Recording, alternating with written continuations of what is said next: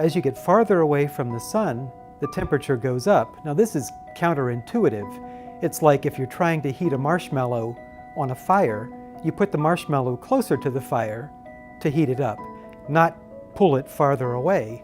This has been a mystery for quite a while. According to the nanoflare heating theory of the solar corona, there are very many low-energy nanoflare heating events. Energy is released in a nanoflare.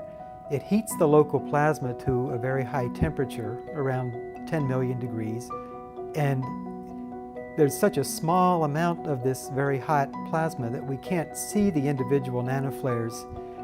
But as you cool down through the 2 million degree range, which happens fairly quickly, and as many of these events occur, we end up seeing the 2 million degree solar corona that we're used to.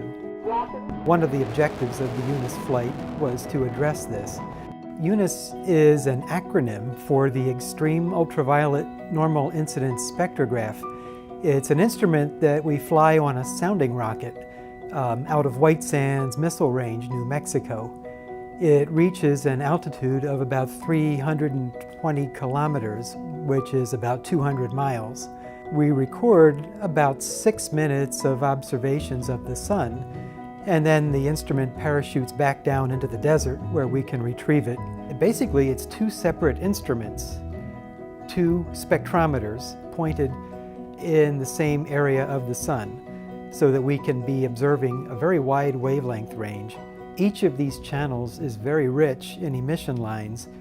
There are many lines from many different ionization stages of lots of different elements.